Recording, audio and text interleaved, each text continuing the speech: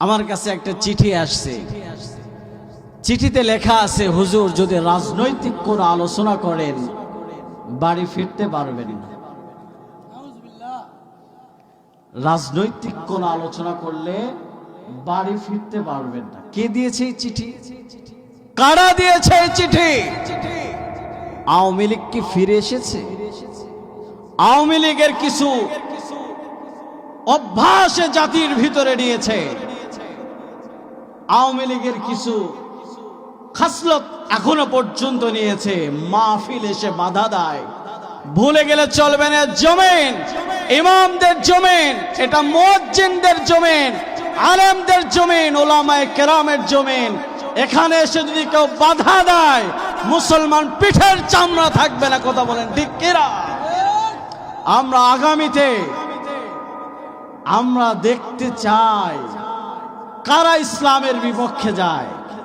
আমরা ইসলাম ছাড়া দেশে আমরা কিছু চাই না। আল্লাহ কবুল করুন, সকলে পড়ুন আমিন। বিগত সময়, দুঃশাসকের সময় মানুষদের হক মেরে খেয়েছে। আপনি স্বাধীনভাবে ভোট দিতে পারছেন? যারা মরে গেছে, মরা মানুষের ভোট আগের দিন রাতে হয়েছে। জীবিত মানুষের কিছু ভোট হয়েছে ভোটের দিন।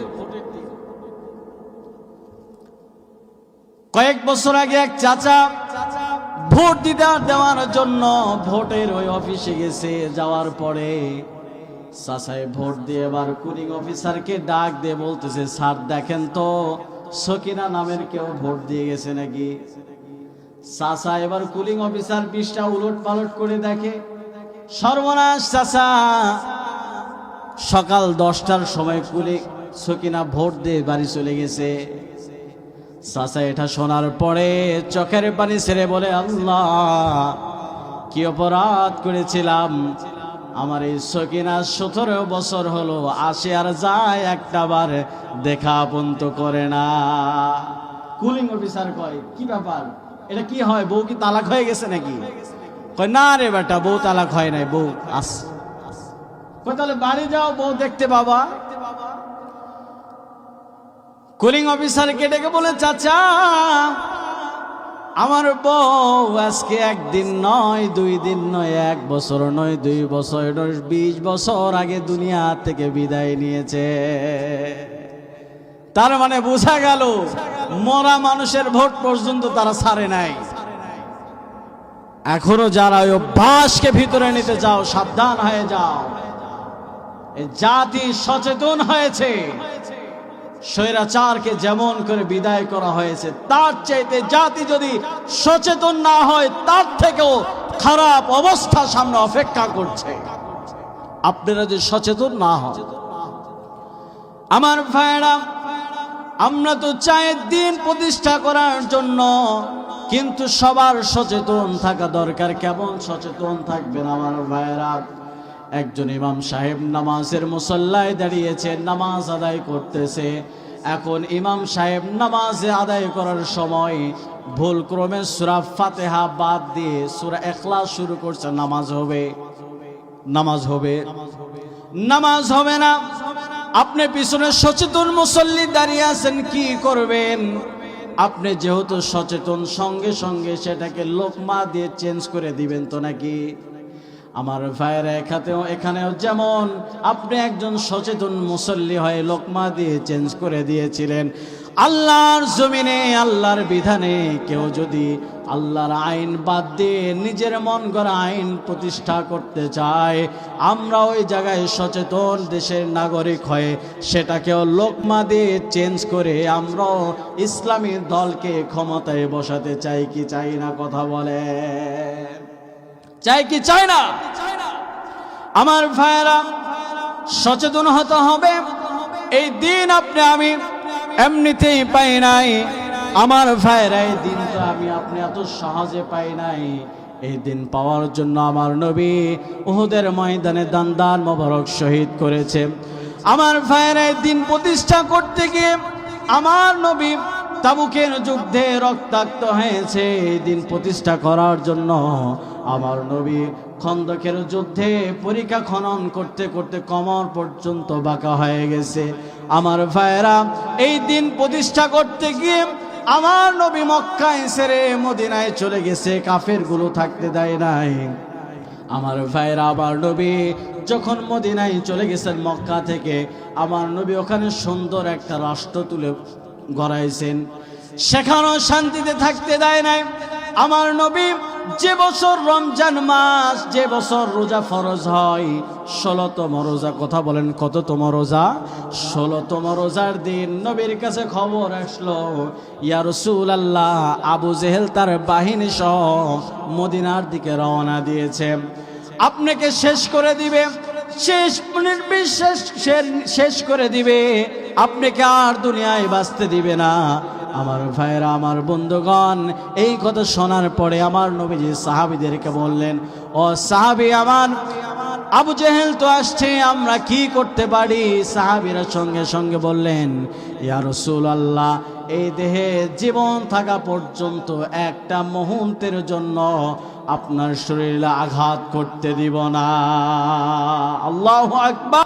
আমার ভাইরা, আমার নবীজি বললেন, সাহাবী, আমাদের সৈন্য তো কম, কি করা যায়? সাহাবীরা তখন ডেকে বলে, ইয়া রাসূলুল্লাহ, টেনশন করবেন না, আল্লাহ আমাদেরকে বিজয় নিশ্চিত করে দিবেন। এমন সময় দুইজন ছোট্ট ছোট্ট বালক এসে নবীকে ডাক দেয়, বলে, ইয়া রাসূলুল্লাহ, আপনি নাকি সৈন্য কম, আমাদের মুসলমানের বাহিনী কম, তাদের সাথে যুদ্ধ করবে। ইয়া রাসূলুল্লাহ, একটু আমার দিকে আপনি তাকান, আমার দিকে নজর করে, আমরা দুইটা ভাই এসেছি, মেহেরবানি করে আমাদেরকে আপনি অনুমতি দিয়ে দেন, আমরাও জিহাদের ময়দানে যেতে চাই। নবী আমার মুস্কি হেসে ডাক দিয়ে বলো, পিচ্ছি ছোট ছোট বাচ্চারা, তোমাদের যুদ্ধে যাওয়ার তো বয়স হয় নাই, বরঞ্চ তোমরা যাও, জিহাদের ময়দানে যাওয়া লাগবে না, তোমরা খেলাধুলা করো। বড় ভাই ডাক দিয়ে বলে, ইয়া রাসূলুল্লাহ, আমার ছোট ভাইকে হয়তো অনুমতি দিলেন না, আমি তো বড়, আমাকে অনুমতি আপনি দেন। নবীজি মুস্কি হেসে বলে, ও সাহাবী, তোমরা যুদ্ধ তরবারিও তো উঠাইতে পারবা না। আমার ভাইয়েরা, এই কথা শুনে ছোট ভাই এবার ডাক দেয়া বলে, ইয়া রাসূলুল্লাহ, আমাকে অনুমতি দেন, দুইজনের মধ্যে একজন যাব, কে যাব পরীক্ষা করার দরকার আছে না নাই? মারামারি লাগায় দেন, যে শক্তিতে পারবে সে যুদ্ধের ময়দানে যাবে। আল্লাহু আকবার। দুইটা ভাইকে নবীজি এবার মারামারি কুস্তি লাগায় দিলেন। ছোট ভাইকে বড় ভাই নিচে ফেলায় দিছে, ফেলায় দিয়ে বড় ভাই উপরে দাঁড়ায় গেছে বুকের উপর। এবার নিচ থেকে ছোট ভাই বড় ভাইয়ের কানের সাথে মুখটা লাগায় দিয়ে বলে, ভাই, তুমি কি চাও না একসাথে আমরা ঘুমাই, একসাথে খাই, একসাথে আমরা ঘোরাফেরা করি? তুমি কি চাও না আমি জিহাদের ময়দানে যাই? ভাই, তুমি একটু শক্তি কমায় দাও, আমি তোমাকে নিচে ফেলায় আমি বুকের উপর উঠি, আর দুইজনে জিহাদের ময়দানে গিয়ে যুদ্ধ করে আল্লাহর জান্নাতে দুই ভাই একসঙ্গে বসবাস করি। আল্লাহু আকবার। আমার ভাইরা, ছোট্ট মানুষের এই কথা আমার নবীজি শুনে ফেললেন, নবীর কান পর্যন্ত চলে গেল। আমার নবীজি দুই বালককে বুকের সঙ্গে জড়ায় বলে, ও ছোট্ট বালক, তোমাদের ঈমানের জজবার কারণে হৃদয়টা ভরে গেছে। ও ছোট্ট বালক, আল্লাহর কাছে ডাক দিয়ে বলে, আল্লাহ, তাদের যে ঈমানের পাওয়ার আমার নজরে পড়েছে, আয় আল্লাহ, এদেরকে আমি নবী জিহাদে যাওয়ার অনুমতি দিয়ে দিলাম। তারা গায়ের জোরে না, ঈমানের জোরে। কিসের জোরে? ঈমানের জোরে গিয়েছে। আমার ভাইয়েরা, এই দিন প্রতিষ্ঠিত করতে গিয়ে হাদিসের মধ্যে এসেছে, হযরতে খাব্বাবকে হযরতে ওমরে ফারুক রাদিয়াল্লাহু তাআলা আনহু একদিন হযরতে খাব্বাবের পিঠের উপর হাত দিয়েছেন। হঠাৎ করে তার শাহাদাত আঙ্গুলটা খাব্বাবের পিঠের মধ্যে ঢুকে গেছে। আমার নবীজি ডাক দিয়ে বলে, খাব্বাব, তোমার পিঠে কি হয়েছে? তোমার পিঠে এত গর্ত কেন দেখা যায়? হযরতে খাব্বাব বলে, ইয়া রাসূলুল্লাহ, ও ওমর, আমি আমার পিঠের মধ্যে এত গর্ত কেন তুমি জানো? আমি দিন কায়েম করার জন্য, ঈমান আনার জন্য কাফেরগুলো আমাকে আঘাতের পর আঘাত করেছিলেন। ভাই আমার তুমি শোনো, আমি যেদিন ঈমান এনেছি, কালেমা পড়ে মুসলমান হয়েছি, ওমর মুসলমান হবার পরে কাফেরগুলো আমার সামনে উপস্থিত হয়ে গিয়ে বলে, ও খাব্বাব তুমি নাকি ঈমান এনেছ, হকটারে মেনে নিয়েছ। খাব্বাব বলে, যে প্রশ্ন করেছ আড়াল করার কিছু নাই, যে প্রশ্ন করেছ আড়াল করতে পারি না। আমি যে ঈমান এনেছি, এই মুহূর্তে আমি ঈমানের সাক্ষী দিচ্ছি, এই মুহূর্তে আমি পড়ে নিলাম লা ইলাহা ইল্লাল্লাহু মুহাম্মাদুর রাসূলুল্লাহ সাল্লাল্লাহু আলাইহি ওয়াসাল্লাম। হযরতে খাব্বাব ঈমানের ঘোষণা দিয়ে দিলেন।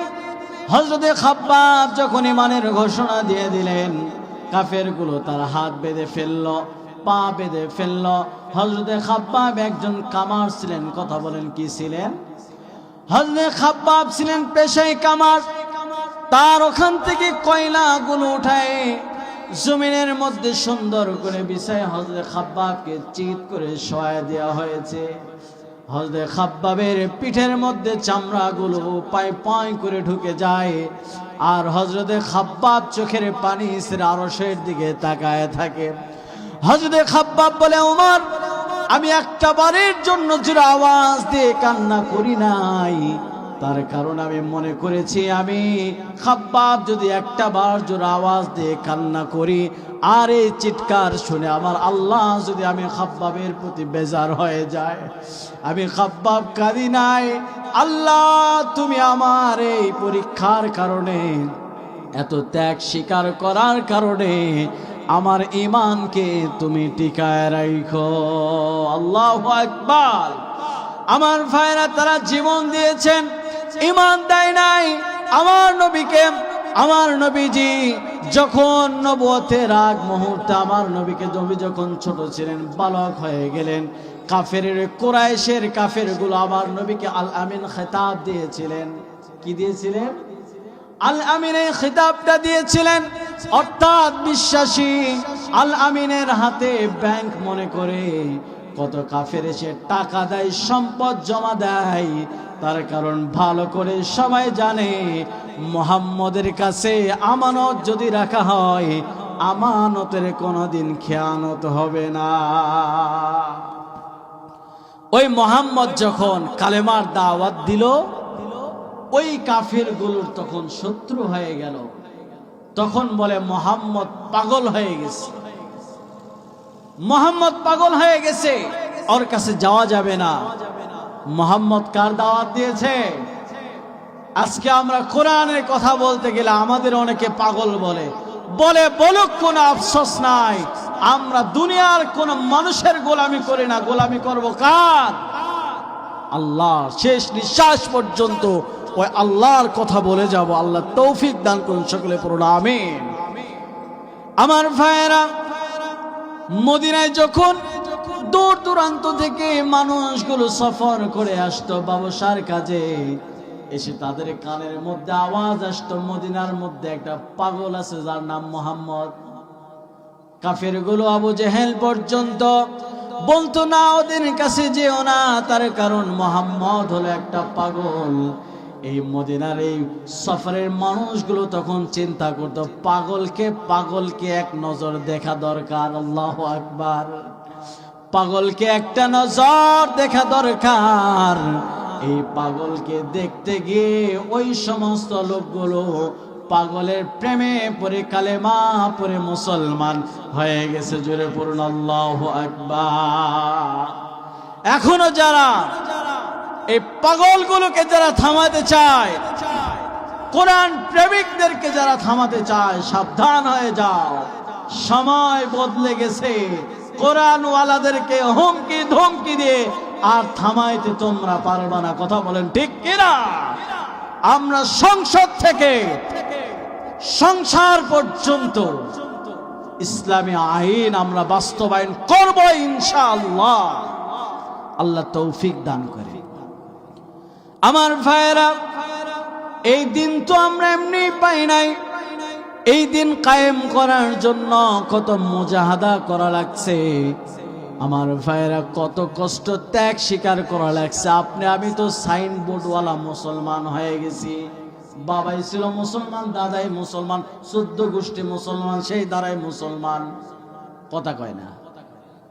সাহাবীরা ঈমান এনেছে, ঘর ছেড়েছে, সংসার ছেড়েছে, সন্তান ছেড়েছে, ব্যবসা ছেড়েছে, সব কিছু ত্যাগ করে তারা ইসলামের ছায়াতলে এসেছে। একটা বারের জন্য পিছন দিকে তাকায় না। আমাদের কি সাল্লাম?